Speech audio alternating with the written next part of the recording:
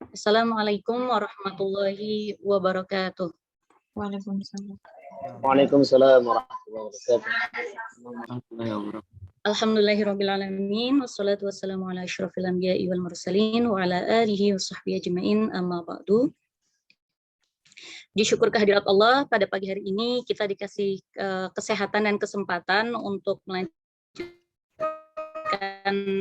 pelatihan menulis kita bersama di pelatihan A to Z ini.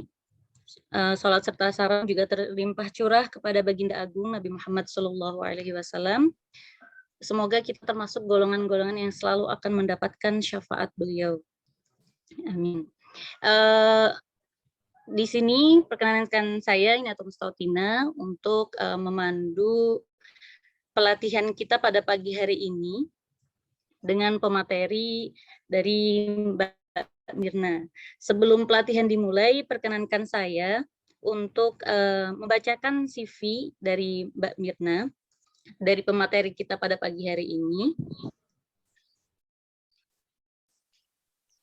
Mbak Mirna ini memiliki nama lengkap Mirna Yusuf, benar ya Mbak ya? Ya. Mirna Yusuf, sarjana antropologi.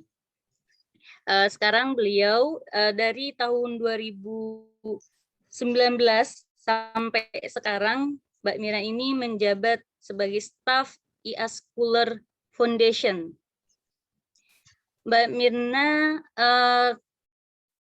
lahir di Kisai Taji. Itu daerah mana Mbak? Kisai Taji. Oh, itu di Sumatera Barat. Saya dari Padang. Sumatera Barat. 19 Maret 98. Kemudian Mbak Mirna ini aktif juga di berbagai organisasi. Salah satunya yaitu di Forkomi UGM. Ada juga di LEM FIB UGM dan lain sebagainya. Sebelum itu Mbak Mirna ini untuk formal education-nya, studi formalnya dari 2004 hingga 2010 beliau belajar Koto Sungai Tariat, berartinya di MTSN Pariaman Selatan. Dan kemudian dari 2013 hingga 2016 Mbak Mirna melanjutkan studinya di SMAN 1 Pariaman. Dan selanjutnya Mbak Mirna melanjutkan studi untuk strata 1 dari 2016 hingga 2020 di Universitas Gadjah Mada. Selain aktif di organisasi tadi dan untuk sekolah formal organisasi, Mbak Mirna juga aktif di berbagai keanggotaan. Salah satunya di Paguyuban Pelajar Istimewa DIY Yogyakarta. Kemudian di majalah PPSMB UGM, di Krakatau Forkomi UGM, dan masih banyak lainnya. Kemudian Mbak Mirna juga aktif dalam penulisan dan pernah juga mengisi di berbagai acara seperti salah satunya diskusi online, tips dan trik lulus tepat waktu meski sibuk berorganisasi dan menggapai mimpi mendapat beasiswa luar negeri, HMI, Komisariat Universitas Serang Raya pada tahun 2020. Kemudian juga pernah mengisi di seminar karya tulis ilmiah dengan tema membangun prestasi karya ilmiah mahasiswa yang inovatif dan kreatif YN Palopo pada 2021. Dan Mbak Mirna ini salah satu mahasiswa yang mendapatkan beasiswa unggulan Kemendikbud dari 2017 hingga 2020. Jadi pemateri kita pada pagi hari ini sungguh sangat luar biasa. Jadi teman-teman harus diharapkan untuk menyimak dengan baik dari pemateri yang sangat luar biasa kita ini. Untuk lanjutnya yaitu penyampaian materi terkait literatur review ya Mbak, yang akan disampaikan oleh Mbak Mirna. Kepada Mbak Mirna disilahkan. Namun sebelumnya, maaf, teman-teman diharapkan sudah siap dengan alat perangnya, dengan alat tulisnya, dan diharapkan juga untuk menyimak dengan baik, mikrofonnya di off-kan dulu supaya tidak mengganggu jalannya nanti penyampaian materi. Dan kalau bisa diharapkan kameranya di-on-kan biar teman-teman siap menyimak materi yang akan disampaikan. Sekian kepada Mbak Mirna, disilahkan Mbak. Terima kasih kepada Mbak Inaya udah mengantarkan kita pada pertemuan pagi hari ini. Sungguh sangat senang sekali saya pagi hari ini bisa bertemu teman-teman S2 UIN Sunan Kalijaga di pagi hari ini. Tentunya ini kan rangkaian acara yang sudah diawali semenjak bulan ini ya, semenjak September ya bahkan. Udah dari pencarian jurnal, terus mulai menulis, sampai akhirnya sekarang kita bahas literatur review. Tadi seperti yang disampaikan Mbak Inayah juga, jangan lupa teman-teman mungkin sekalian membuka Word-nya atau mungkin bikin tulisan catatan-catatan nanti untuk menunjang agar capaian dari panitia juga tercapai dalam menulis satu artikel penuh gitu. Kalaupun tidak penuh, dalam artian kita bisa menulis daminya, menulis kerangka dari tulisan kita gitu.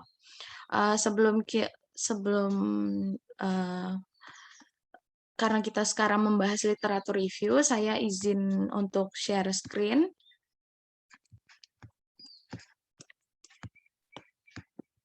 Bentar. Sudah terlihat ya, Mbak Inaya? Sudah terlihat, Mbak. Oke, baik. Jadi saya mulai saja ya, teman-teman semua. Pada pagi hari ini kita bahas tentang literatur review. Jadi literatur review ini biasanya dalam penulisan artikel, dia adalah bagian dari satu utuh atau bagian utuh dari artikel tersebut. Selain adanya introduction, selain adanya hasil dari penelitian, literatur adalah bagian terpenting juga dalam sebuah artikel. Bahkan tidak hanya artikel jurnal, saat kita menulis seperti skripsi, disertasi, maupun tesis, tentunya kita sama-sama mahasiswa S2, sekarang juga saya mahasiswa S2 di UGM.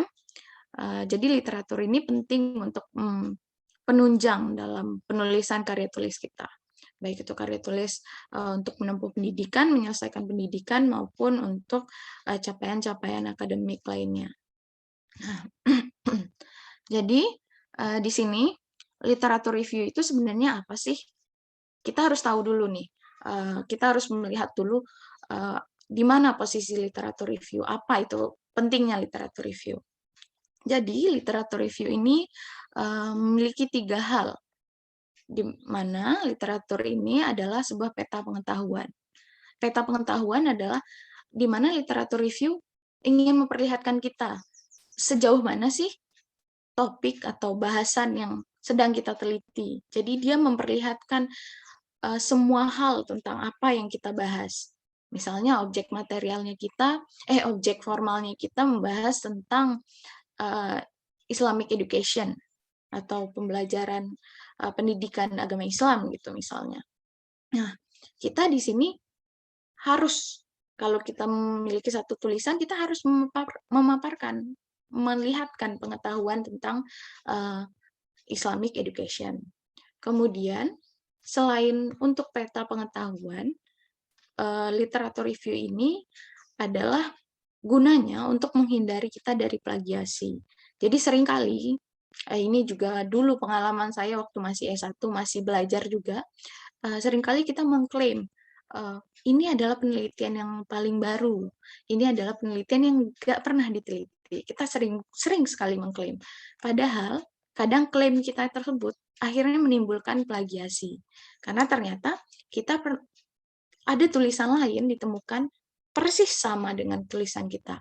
Jadi, sehingga klaim plagiasi itu akan muncul karena kita tidak explore literatur review, tidak memperlihatkan peta pengetahuannya. Jadi seringkali kita hanya melihat objek materialnya, objek material dari penelitian kita. Misalnya kita bahas Islamic education in pandemi di pesantren Krapya gitu. Nah, kita membahas materialnya saja, kita hanya melihat materialnya saja, sehingga kita klaim bahwa belum ada yang membahas Islamic education di saat pandemi di pesantren tersebut. Nah, kita hanya bertitik tolak pada pesantren. Nah, itu tidak bisa tentunya. Jadi, kemunculan plagiasi tidak hanya pada kesalahan pengutipan, tapi juga kesalahan kita untuk tidak memberikan peta pengetahuan dari literatur review. Jadi, kita harus memperlihatkannya. Kemudian, di literatur review ini, kita juga dapat menyediakan teori dan konsep.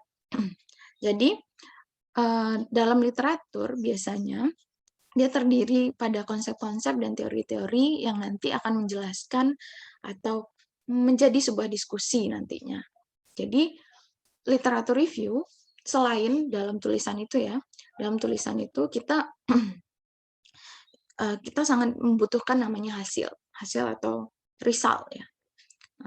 Tapi selain result, kita juga punya landasan konseptualnya, landasan teoritisnya, yaitu literatur review.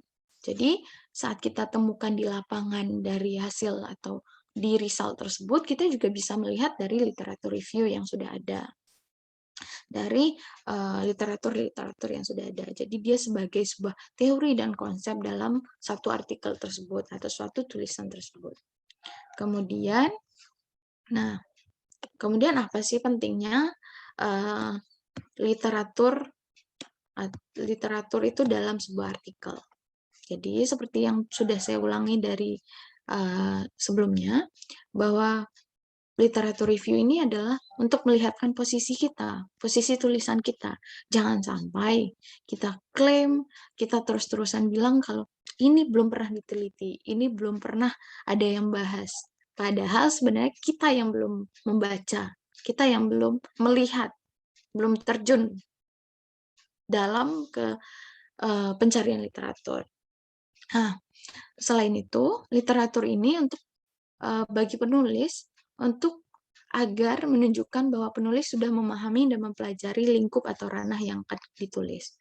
Jadi, semakin kita, itu sebenarnya terlihat ya, saat kita menulis literatur review, kalau misalnya kita hanya menulis literatur review 2 atau 3 kutipan, itu sangat terlihat bahwa kita kurang eksplor. Semakin banyak kutipan kita dan kecenderungannya sangat terlihat, itu akan menunjukkan bahwa kita sangat paham dengan topik yang kita bahas. Nah, seringkali kadang kenapa kita salah, kenapa kita sering mengklaim atau tidak tahu, tidak mendalami literatur yang sedang kita tulis, karena kita tuh seringnya berpindah-pindah. Jadi tuh misalnya pada saat menulis satu tulisan, kita fokusnya pertama Islamic education. Terus di tulisan kedua kita bahasnya tentang pariwisata gitu. Nah, itu kan dua hal yang sangat berbeda. Jadi lebih baik kita memiliki satu fokus. Jadi kita udah punya dulu nih satu minat tertentu. Jadi kita udah memilih minat kita, misalnya kita fokus di Islamic education atau Islam tentang pendidikan, fokusnya ya kita bahas pendidikan aja, biar literatur yang kita gali terus-terusan akan menjadi fondasi kita gitu. Kita nggak harus mulai dari nol. Kalau kita bahas dengan bahasan yang beda, misalnya kita bahas yang tadi pariwisata, pasti itu kita akan mulai lagi dari nol. Kita akan mulai lagi mencari literatur terbaru. Gitu. Kemudian, yang ketiga, pentingnya literatur ini adalah untuk memetakan literatur itu sendiri, memetakan literatur studi. Jadi, di sini kalau biasanya sering disebutkan bahwa dengan adanya literatur review ini, kita bisa melihatkan gap knowledge-nya, gap pengetahuan. Jadi dalam artikel itu kan sangat penting ya, novelty atau kebaharuan itu sangat penting, karena buat apa kita menulis sebuah artikel kalau akhirnya kita hanya mengulang apa yang sudah disampaikan oleh literatur sebelumnya gitu. Jangan sampai kita sia-sia turun lapangan sampai 6 bulan, bahkan sampai setahun, tapi akhirnya penelitiannya hasilnya sama kayak bahwa kesimpulannya makan itu membuat orang kenyang gitu. Kalau itu semuanya sama, kita nggak harus meneliti. Gitu. Jadi kita harus dapat menghasilkan gap knowledge dari literatur tersebut, hasil literatur review. Kemudian pentingnya literatur yang selanjutnya itu menunjukkan kesamaan, kemudian perbedaannya, kemudian perbandingan dari penelitian yang sudah ada dan penelitian yang sedang dilakukan.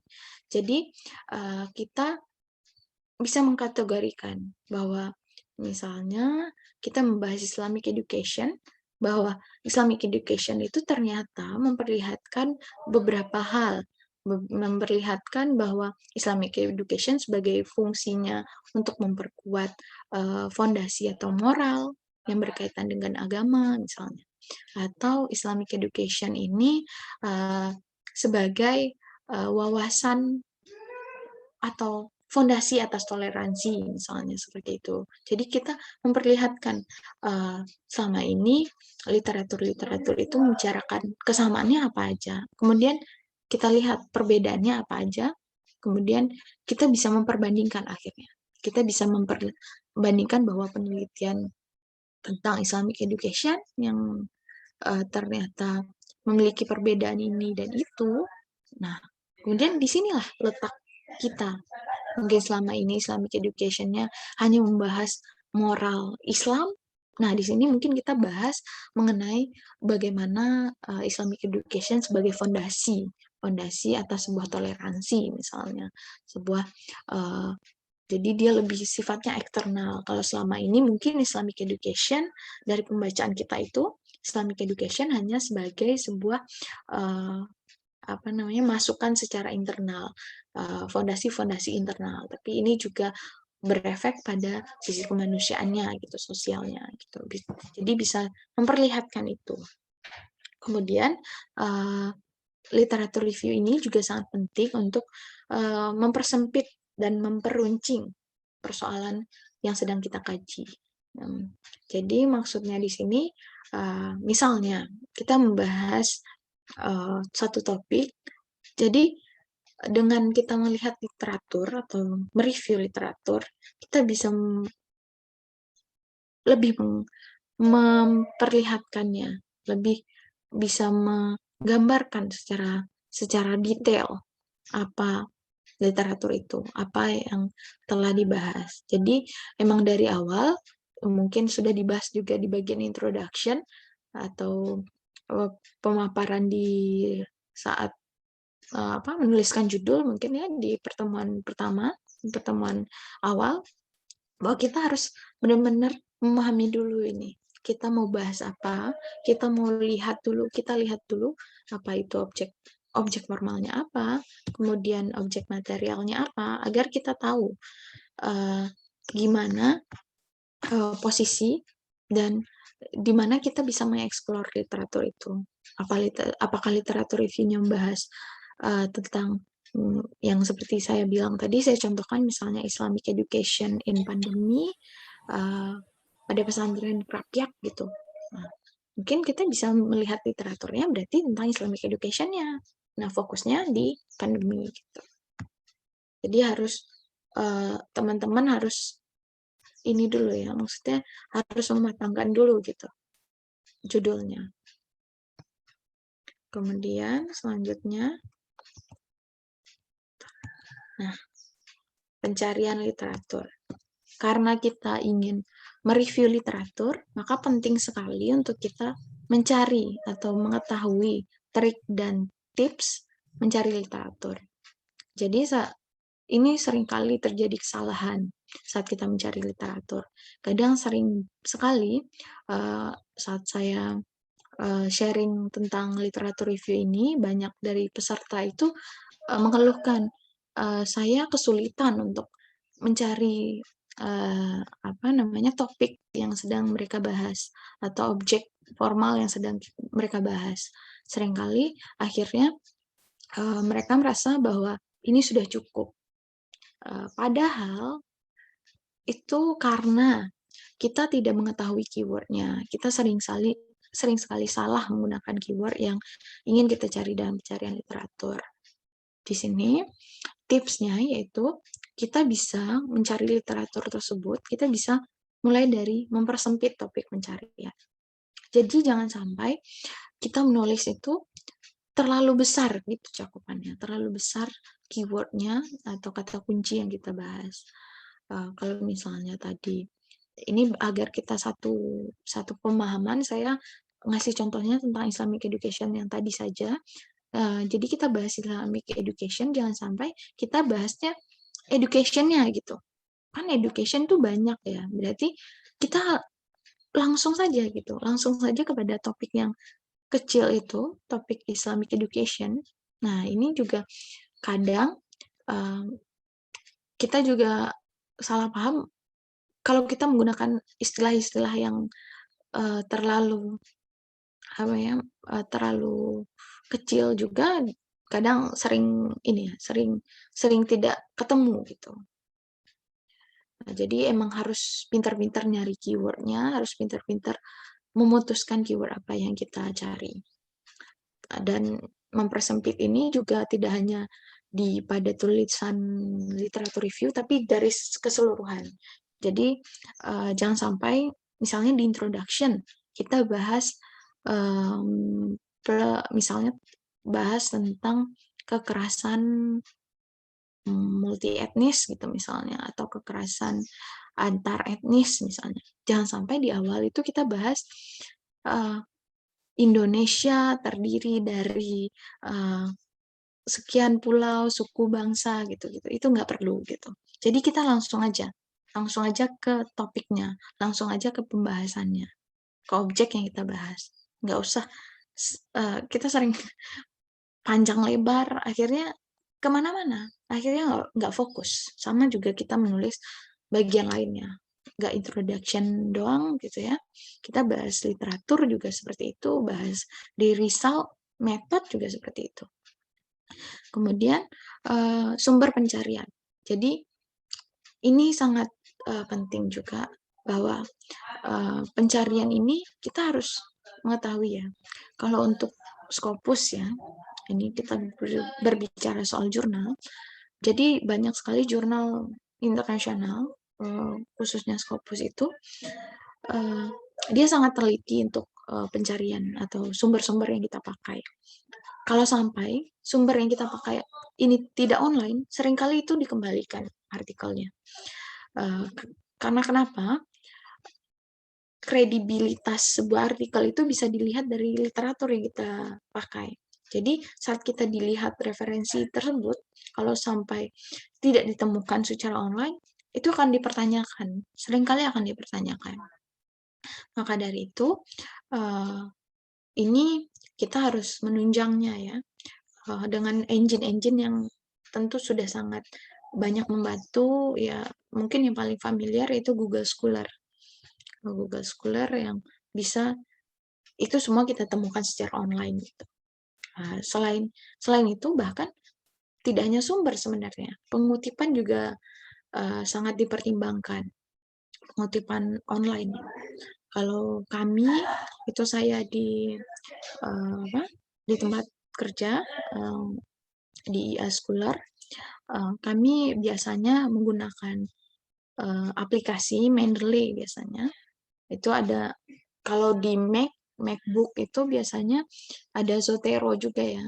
Tapi kami lebih prefer ke Mendeley, dia lebih umum dipakai gitu. Jadi saat kita ngeklik itu akan langsung tercatat secara online gitu. Jadi lebih terjamin. Kemudian mengutip artikel jurnal bereputasi. Jadi dalam menulis sebuah artikel, kita lebih baik untuk menulis atau mengutip artikel-artikel dari jurnal bereputasi. Nah, kalau bereputasi ini kita bisa tahu ya dari Scopus tentunya. Jadi kita bisa lihat dari explore-nya dari jurnal-jurnal Scopus. Bisa lewat Simago. Kalau teman-teman belum tahu, itu adalah sumber pencarian jurnal-jurnal yang terakreditasi Scopus, mulai dari Q1 sampai Q4 dengan topik atau subjek yang sangat banyak gitu ya. Kemudian dalam pencarian literatur juga penting untuk mengutip tulisan-tulisan terbaru. Jadi pernah pengalaman itu di tim kami saat menulis literatur yang banyak kutipannya tentunya literatur review ya. Jadi waktu itu ditulis tulisan 2019. Jadi kutipan di situ kita memasukkan kutipan tahun 2000 2001 ya, gitu ya. Akhirnya itu dikembalikan. Mereka mengembalikan bukan substansinya yang dikritik atau di review, dikomentari, tapi teknisnya itu lebih ke ini kenapa pakai sumber yang 2000-an, padahal ada sumber-sumber terbaru yang bisa kamu kutip gitu, istilah gitulah kira-kira. Jadi mereka merekomendasikan untuk mengganti dengan minimal 10 tahun terakhir. Minimal 2000, berarti waktu 2019 kira-kira tahun 2000 atau ya tahun 2000 gitu. 2009 gitu ya, maaf. 2009, 10 tahun terakhir.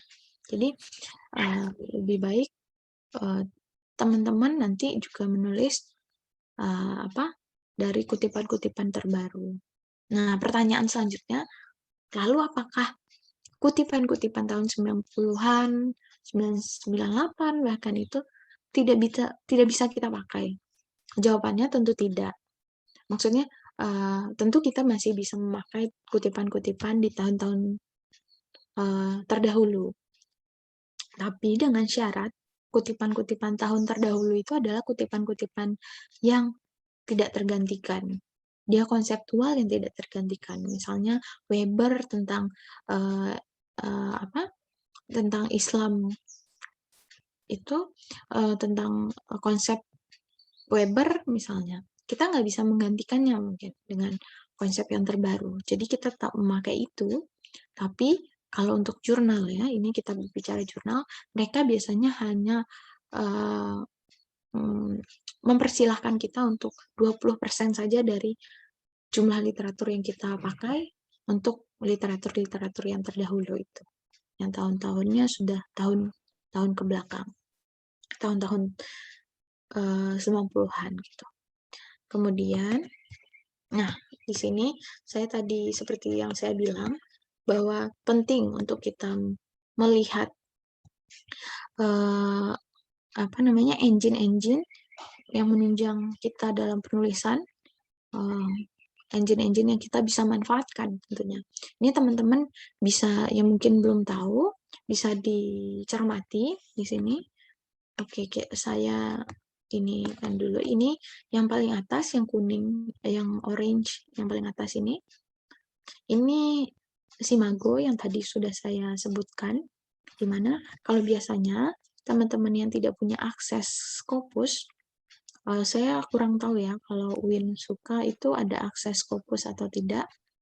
Jadi kalau saya di UGM itu kami ada akses Scopus, jadi ada langganan dari kampus yang pokoknya langganannya sekian triliun kayaknya, atau pokoknya sangat-sangat gede ya untuk kita bisa mengakses Scopus. Kalau yang nggak bisa mengakses, kita tetap bisa sebenarnya.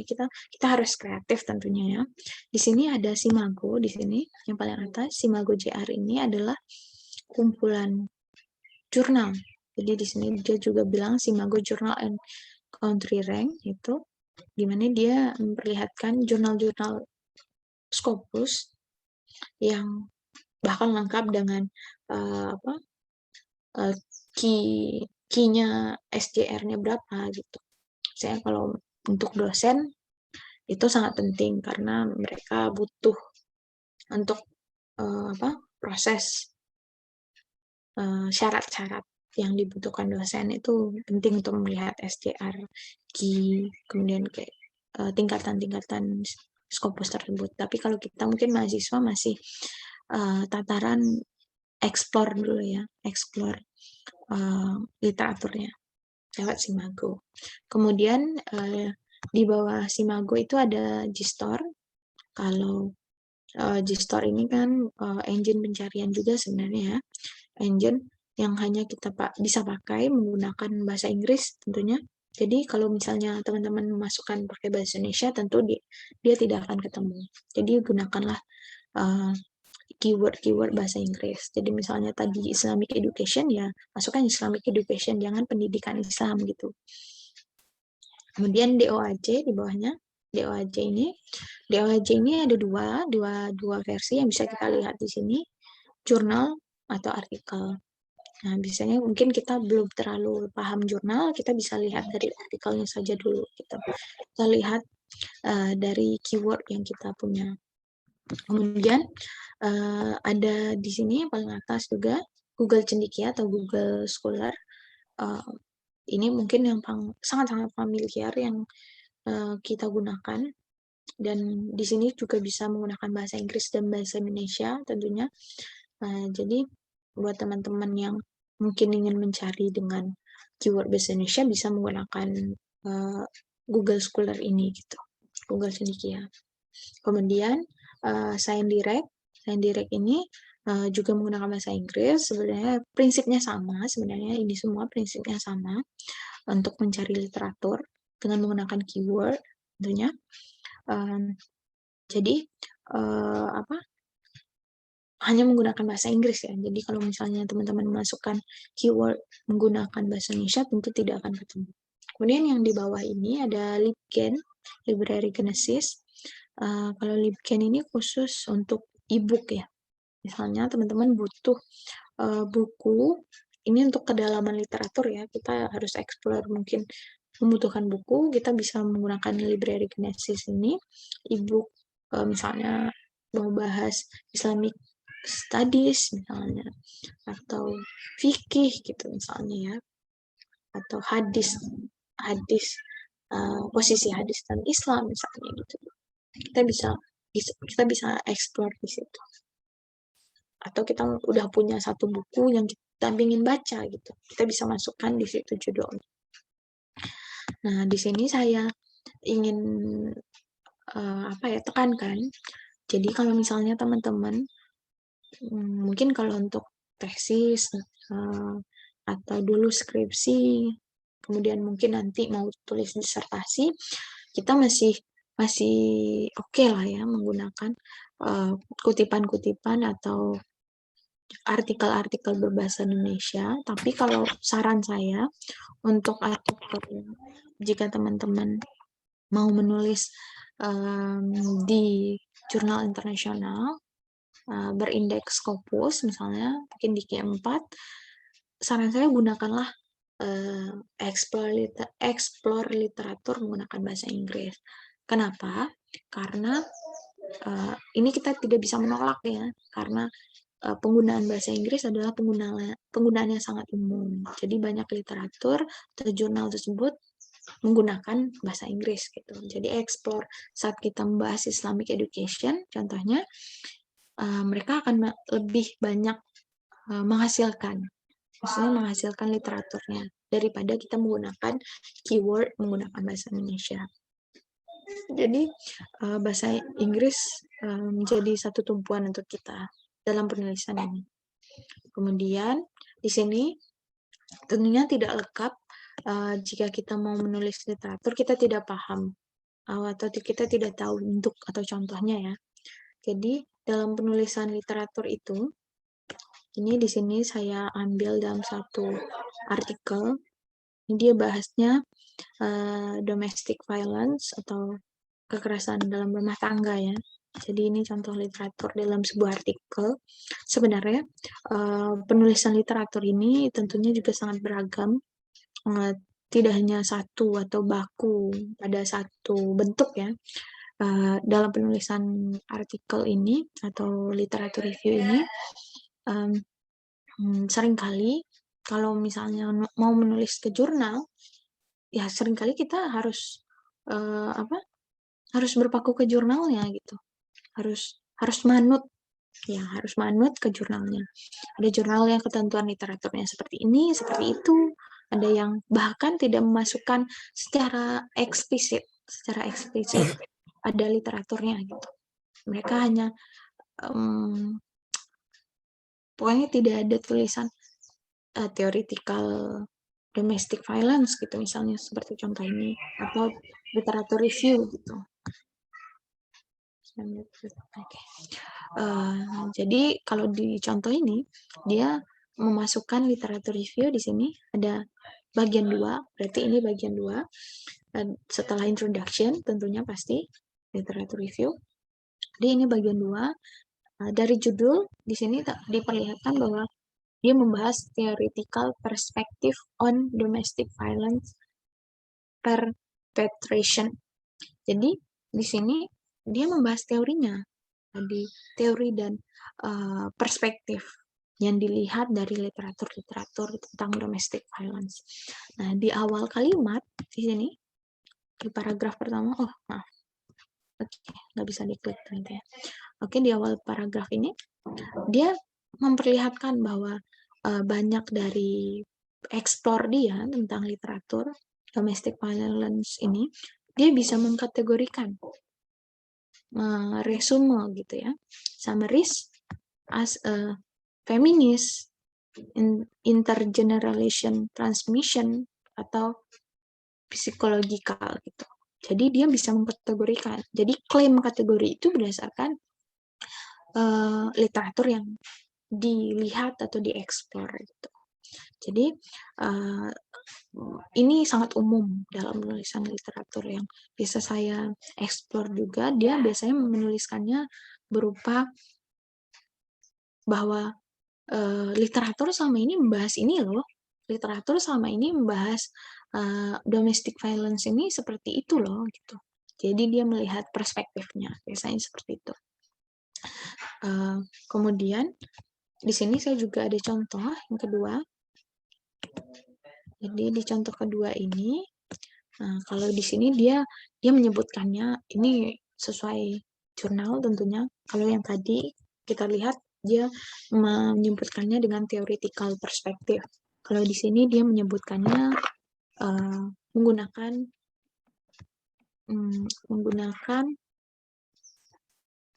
review of research gitu ya. Jadi dia menggunakan pernyataan ini adalah sebuah review. Nah, di awal paragraf dia juga menyebutkan di sini ya. Intinya dia menggunakan 20 studi, 20 literatur yang dia kumpulkan mengenai informasi-informasi. Ini juga sama sebenarnya bahasanya domestic violence, tentang kekerasan. Jadi dia memperlihatkan bahwa ada 20 literatur yang dia bahas di sini, yang penulis bahas di sini. Kemudian jadi sebenarnya kalau misalnya dalam penulisan tidak hanya literatur review, kita seringkali itu tidak fokus dan seringkali kita tidak kategoris, yang membuat kita sering bosan membaca atau menulis itu karena kita tidak tahu pola gitu. Kita tidak bisa mempolakan atau mengkategorikan apa yang ada di konstruksi yang ada di dalam pikiran kita gitu. Nah, salah satu bentuk konstruksi itu adalah bagaimana kita bisa mengkategorikannya, baik itu penulisan di literatur ini ataupun di result tentunya atau di discussion.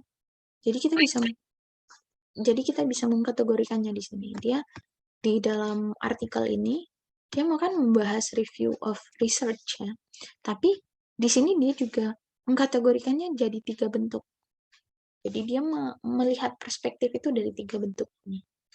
Nah, jadi ada 21-nya the relation between domestic violence and employment stability. Jadi kaitannya dengan pekerjaan gitu ya. Employment stability dua-duanya. Dan bahkan dia mengerucutkan lagi dua-dua menjadi 221 gitu. Jadi kategorisasi ini sangat penting untuk kita memperlihatkan di mana atau bagaimana literatur itu membaca atau memperlihatkan studi kita. Jadi kalau misalnya kita masih menuliskannya masih sana sini, itu tentunya kita akan kebingungan. Jadi lebih baik kita bisa mengkategorikannya, ini masuk apa, itu masuk apa gitu. Kemudian, nah mungkin kita kadang bertanya ya, kenapa gagal gitu menulis? Bukan gagal ya, seringkali tidak sesuai penulisan literatur itu, literatur review. Jadi di sini ada 3 hal yang memperlihatkan pada kesalahan yang biasanya kita lakukan. Jadi kita seringkali reading literatur, bukan review literatur. Jadi kan di sini kita padahal di judulnya aja itu konsepnya itu adalah sebuah review literatur atau literatur review ya. Kita justru melakukannya reading literatur. Makanya tadi di awal di perkenalan Pak Saifuddin Zuri juga bilang bahwa kami di Scholar Foundation itu bisa menuliskan satu konsep atau satu literatur review yang kira-kira berisi 1000 kata, bisa cuman satu kali duduk tanpa gangguan, itu 6 jam atau 7 jam itu paling lama, itu bisa dilakukan. Karena kita hanya mereview, bukan membaca. Jadi, kalau teman-teman membaca runut dari atas sampai bawah, ya mungkin akan menghabiskan waktu untuk 30 artikel, satu hari baru bisa rampung satu artikel. Berarti 30 artikel baru bisa selesai 30 hari. Jangan sampai pas kita nulis bagian literatur review, kita udah lupa bahasan topik penelitian kita gitu. Maksudnya kita udah nggak ingat lagi nih konstruk apa yang kita bahas tadi di awal gitu. Jadi kita harus mengefisienkan bagaimana sebenarnya. Jadi harus paham dulu konsep literatur review ini tuh seperti apa gitu. Jangan sampai kita terjadi kesalahan. Jadi kalau misalnya teman-teman dapat tugas ya ini, tugas mereview literatur atau emang spesifik mereview literatur atau mungkin menulis artikel yang ada literatur reviewnya, jangan sampai habis waktunya di literatur review aja gitu.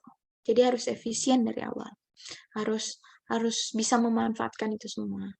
Jadi harusnya habis ini ya, kalau misalnya teman-teman menulis review literatur itu atau literatur review itu mungkin untuk 5 artikel itu butuh 1 minggu, mungkin bisa lebih dipersingkat. Jadi belajar dulu gimana caranya agar kita nggak salah konsep gitu ya. Jadi ini juga tidak hanya ini kesalahan bersama sepertinya ya. Dulu saya juga pernah mengalami itu soalnya. Nah, untungnya sekarang udah insaf, udah tahu kalau kita harusnya review, bukan reading, bukan membaca. Kemudian, mungkin saya bisa membagi tipsnya kali ya, untuk review ini. Jadi teman-teman, biasanya saya menuliskan review literatur itu, kan kita udah punya konsep nih misalnya, Islamic Education. Misalnya Islamic Education in Pandemic. Kita udah punya konsep ini.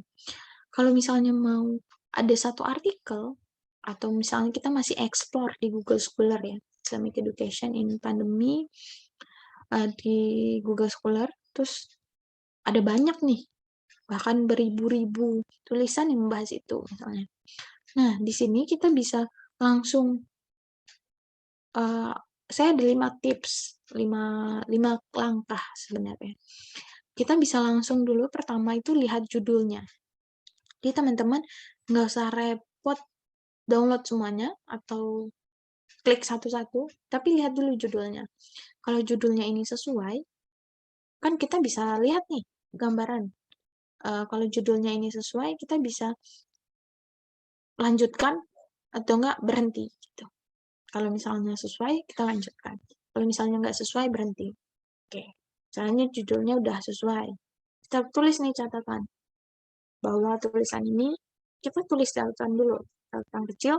Intinya tulisan si ini, autornya ini membahas tentang Islamic education di pandemi dengan perspektif ini, misalnya di judul udah ada bahasan itu.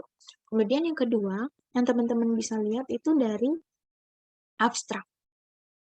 Jadi dari abstraknya, kita bisa lihat tuh, karena abstrak adalah gambaran gambaran singkat dari isi literatur itu, isi sebuah artikel. Jadi lihat dulu abstrak ini membahas apa. Kemudian yang ketiga, sub-sub judul. Jadi sub-sub judul ini biasanya yang di bold itu, teman-teman, yang kayak tadi dikategorisasi itu di sini. Nah, di sini. Nah, itu kan bagian dari sub-sub judul ya. Jadi kita bisa tahu dia bahasnya apa aja. Kita bikin lagi tuh catatan. Kemudian yang keempat itu adalah kutipan-kutipan penting. Ini biasanya di dalam satu artikel, tapi tidak selalu ya. Ini terkadang ada kutipan-kutipan kecil yang dikutip oleh si penulis. Tapi ini bukan wawancara ya. Ini kutipan yang mungkin kutipan ahli yang dikutip oleh si peneliti yang biasanya berasal dari giant. Giant itu maksudnya dari si penguasa gitu. Maksudnya kalau misalnya bahas tentang Protestan etik itu Weber gitu misalnya, kita bisa langsung merujuk ke situ, terlihat kutipannya. Kemudian kalau nggak pas juga, kalau nggak ketemu juga, bisa lihat conclusion-nya. Kalau misalnya di abstrak udah pas, udah merasa cukup, kita bisa berhenti dari situ. Jadi kita bisa berhenti kapan aja saat itu udah cukup. Jadi nggak perlu menghabiskan waktu berjam-jam, berhari-hari untuk membaca atau mereview satu artikel. Kemudian yang kedua, kesalahan yang sering kita lakukan adalah hanya melakukan pendaftaran literatur, tidak kategoris. Jadi kita seringkali menuliskan review literatur atau literatur review ini hanya mendaftar bahwa misalnya nih kita hanya membahas kayak pertama kayak bikin daftar 1, 2, 3 sampai mungkin 10 artikel, autornya siapa, judulnya apa, terbitan apa, jurnal apa, terus isinya apa. Kita hanya seperti itu, tidak menarasikannya, tidak mereviewnya gitu. Hanya berupa pendaftaran atau list-list literaturnya saja. Gitu.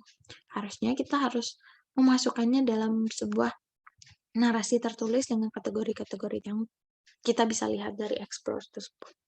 Kemudian kesalahan yang ketiga yang biasanya kita sering lakukan juga itu adalah tidak menggunakan sumber bereputasi. Jadi karena mungkin kita belum mengetahui pastinya, kita nggak ada niatan sebenarnya kan, tidak menggunakan sumber bereputasi atau sumber-sumber terbaru gitu. Tapi mulai dari sekarang kita harus belajar, emang harus mulai explore lagi jurnal-jurnal bereputasi agar tulisan kita ini juga bereputasi gitu. Jadi kan saat kita menulis sebuah artikel, kita ini sedang membangun atau menulis sebuah literatur baru ya teman-teman. Jadi jangan sampai literatur yang baru kita tulis sia-sia nantinya. Jadi emang harus usaha yang kita kerahkan untuk membuat sebuah literatur baru ini, jadi harus membuahkan hasil tentunya ya. Jadi jangan sampai sama dengan penelitian sebelumnya, jangan sampai literatur yang kita masukkan ecek-ecek gitu, yang gampangan gitu ya. Kita mau nulis di Scopus gitu misalnya, kita kutipannya tesis, kutipannya skripsi. Tentu ini bisa dipertimbangkan lagi gitu. Kemudian di sini untuk ini secara umum saja sebenarnya, bukan baku penulisan literatur review. Ini tidak baku ya teman-teman, tapi ini yang biasanya kita lakukan di Scholar itu. Jadi di dalam satu literatur biasanya ada terdiri dari 3 konsep, di mana 3 konsep, masing-masing konsep ini di satu konsep ada 2 paragraf. Jadi kalau di total 2 kali 3 berarti ada 6 paragraf yang ada dalam literatur review dengan 1 atau 1000 kata. Jadi dalam penulisannya biasanya ada 2 paragraf, di mana di paragraf pertama itu ada definisi konseptual. Jadi misalnya Islamic education atau misalnya bahas tentang online learning misalnya gitu ya. Misalnya bahas online learning. Jadi fokus kepada konsepnya, apa itu online learning. Misalnya online learning adalah sebuah sistem baru, sebuah adaptasi baru, pembelajaran yang dikenal pada masa pandemi COVID karena respon terhadap kebijakan lockdown, kebijakan pembatasan jarak gitu, karena pandemi, misalnya gitu ya. Jadi kenapa sih kita harus bahas definisi ini atau konsep ini gitu misalnya? Kenapa? Di paragraf pertama kita harus membahas itu. Karena alasan utamanya itu agar si pembaca maupun penulis memiliki pemahaman yang sama. Jadi jangan sampai ya kita bahas online learning misalnya ya. Si penulis tuh pahamnya online learning hanya sebatas misalnya hanya sebatas hanya sebatas sebuah pembelajaran jarak jauh. Padahal mungkin si pembaca taunya atau mungkin berkebalikan ya, si penulis taunya online learning ini adalah lebih dari pembelajaran jarak jauh. Dia adalah sebuah konstruk adaptasi, sebuah perubahan kebudayaan bahkan. Itu kan sebuah hal yang besar ya. Tapi justru si penulis atau si pembaca yang mungkin tidak mengeksplor literatur sebelumnya tentang online learning, tentunya dia hanya tahu online learning ini hanya online learning mah cuma pembelajaran jarak jauh gitu ya. Nah, itu kan suatu hal yang berbeda jadinya. Jadi, dengan adanya definisi konseptual ini, penulis bisa menggiring. Di penulis bisa menggiring itu, penulis bisa, ini loh sebenarnya online learning itu. Jadi jangan sampai hanya pada tataran, misalnya hanya pada tataran normatifnya aja. Kita hanya mendefinisikan ya pembelajaran online. Berarti online ya di laptop berarti berjarak gitu misalnya. Jangan sampai seperti itu. Jadi kita mendefinisikan ini untuk memberikan pemahaman bahwa definisi konseptual tentang online learning lebih dari itu misalnya gitu. Jadi antara saya yang menulis dan teman-teman yang membaca itu sama gitu. Melihat online learning. Kemudian kategorisasi. Pada paragraf kedua, kita bisa memasukkan kategorinya. Jadi tadi kan kita sudah memberikan satu pengetahuan tentang konsepnya, pemahaman yang sama tentang konsepnya.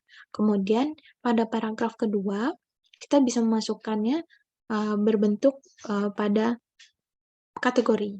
Kategori ini adalah baik itu bentuk-bentuknya, wujud-wujudnya, atau bahkan bisa digantikan juga dengan studi kasus.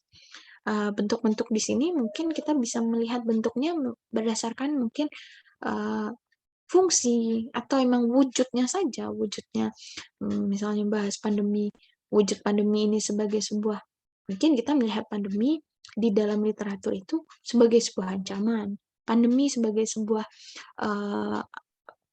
kontroversi misalnya, atau pandemi sebagai sebuah transformasi. Jadi ini adalah sebuah kategori. Jadi kan kita membaca 30 nih, nggak mungkin karena ini belajar dari pengalaman saya juga, dari pembacaan 30 ini paling nggak ada 3 atau 4 yang membahasnya itu sama perspektifnya. Jadi kita di situ kita bisa mengklaim sama karena kita tahu. Jadi explore lagi gitu. Jadi kita bisa explore di situ, di mana kategori-kategori yang terbentuk di situ gitu. Jadi kita bisa mengklaim bahwa COVID sebagai ancaman dari mana? Dari literatur itu gitu. Nggak hanya kita aja yang mengklaim. Kemudian dalam penulisan literatur ini, saya juga ingin menyampaikan bahwa dalam penulisan kita jangan sampai, mungkin kesulitan yang kita alami juga, kita jangan sampai menulis literatur itu apa namanya ya, terlalu kaku, terlalu berpatok kepada kepada artikelnya.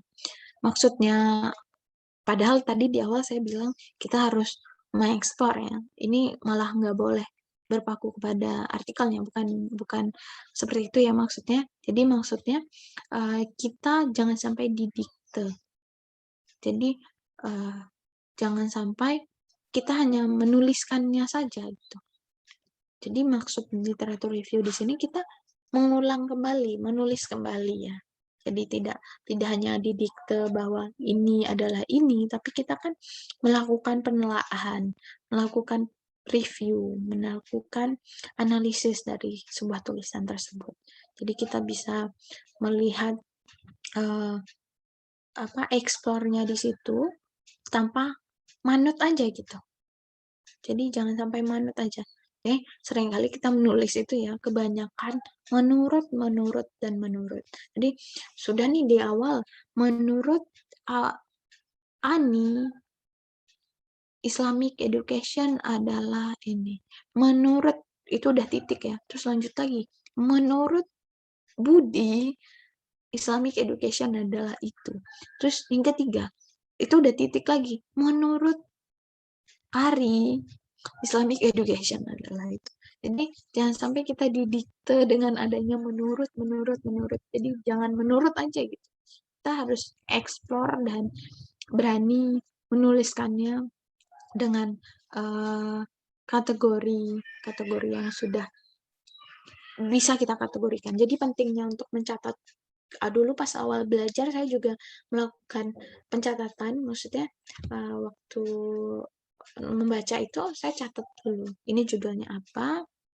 Mungkin kalau tadi saya bilang kita hanya melis literatur, kesalahannya ya di sini hanya melakukan pendaftaran literatur. Nah itu kita daftar dulu, baru menaikkannya dengan mereview. Maksudnya membuat kategorinya itu. Nah, jadi seperti itu ya teman-teman. Jadi saya rasa teman-teman tentunya karena masih muda,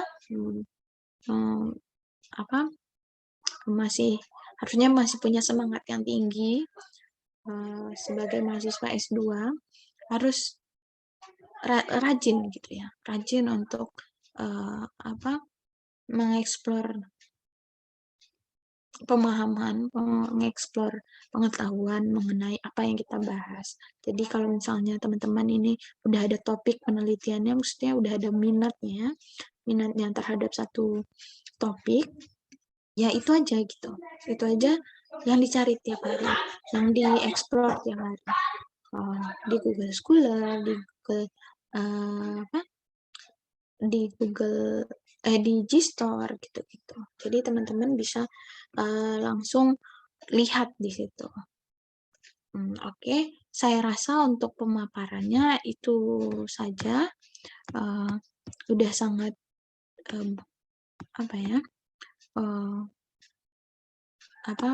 pemahaman kita tentang literatur mungkin bisa sama gitu ya. Jadi nanti untuk menuliskan literaturnya teman-teman bisa mengikuti kaidah atau cara yang sesungguhnya menulis literatur. Mungkin sebelum saya tutup, saya mau memperlihatkan dulu satu hal. Jadi saya stop dulu sebentar. Ini menurut saya penting ya. Teman-teman juga bisa sama-sama ekspor. Oke. Tadi salah satu contoh yang saya perlihatkan, itu pencarian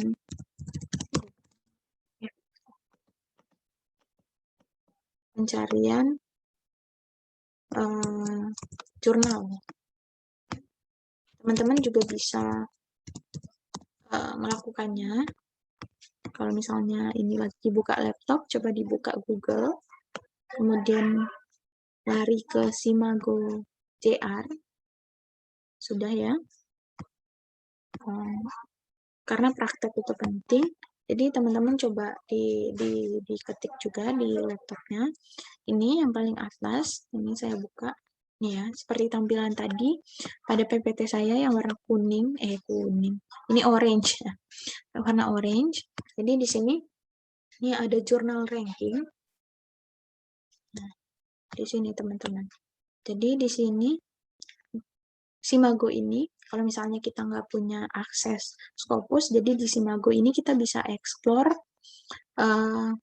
jurnal-jurnal Scopus. Ini dia memperlihatkan ada titelnya, jurnalnya namanya apa, kemudian SJR-nya, key-nya berapa, indeksnya berapa, indeksnya, seperti itu. Lalu kalau di sini teman-teman, di sini kita bisa subjek areanya, juga bisa kita kita bisa persempit. Misalnya saya ambil social science atau religion kali ya, religion. Mungkin saya ganti aja. Bukan ya.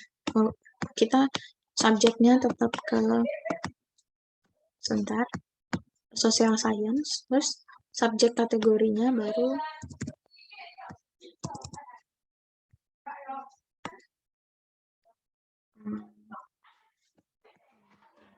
ini saya salah kategoris.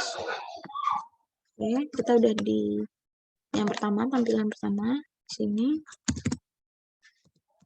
Oke, saya ambil religious studies ya, religious studies. Nah, di sini dia menampilkan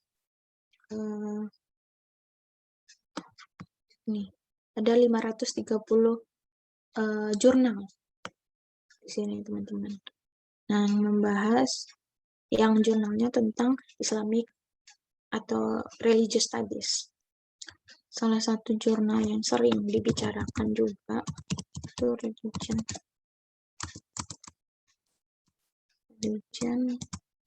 Nah, ini.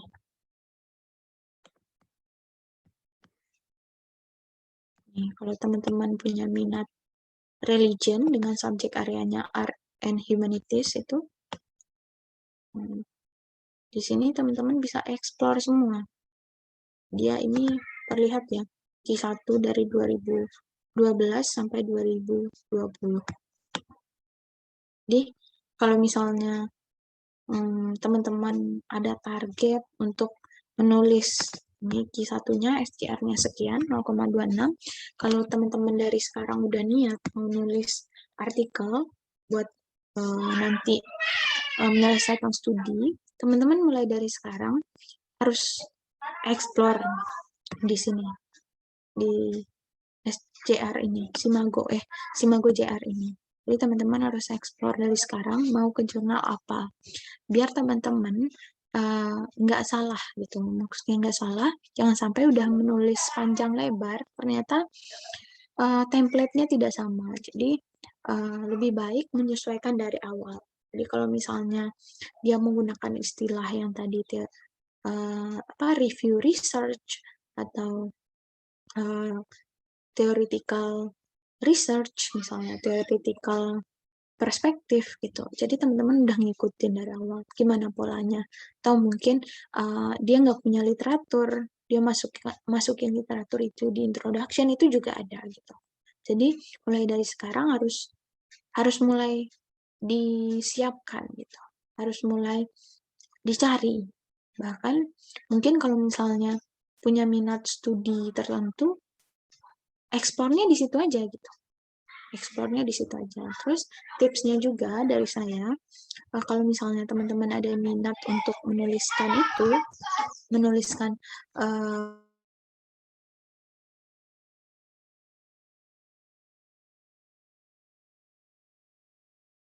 misalnya mau nulis itu lebih baik kalau misalnya nih saya mau nulis tentang pokoknya topiknya berkaitan sama religion gitu, berkaitan dengan agama, saya ingin submit atau memasukkan jurnal artikel saya ke religion ini, maka lebih baik saya mengutip tulisan-tulisan yang ada di religion. Mengutip tulisan-tulisan di sini, kita bisa explore, naikin lagi ke atas, ini di homepage. Nah, di sini itu sudah ada ya. Nah, ini yang artikel terakhirnya, di Religion Diaspora, Religious Diaspora, bahkan dia baru terbit tanggal 3, ini tanggal 4, berarti baru kemarin terbit. Jadi, mulai dari, karena saya udah mau nulis tentang religion ini dan mau diterbitkan ke sini, jadi saya mengutip tulisan-tulisan dari sini gitu. Kalau, ya maksudnya, pasti tulisan kita ini akan lebih dilirik. Karena, salah satu hal yang perlu kita ketahui bersama juga, mereka para jurnal-jurnal Scopus ini sebenarnya kan berlomba-lomba juga gitu menghasilkan sebuah tulisan-tulisan yang bagus dengan indeks yang bagus dengan jumlah kutipan yang bagus gitu ya. Dengan kita mengutip mereka berarti kan kita berkontribusi untuk jurnal tersebut. Mungkin pemaparan tentang Simago di sini menjadi topik bahasan terakhir saya mengenai literatur review yang bisa saya sampaikan kepada teman-teman yang nantinya bisa teman-teman praktekkan di saat penulisan jurnalnya teman-teman. Terima kasih, saya kembalikan kepada Mbak Inaya.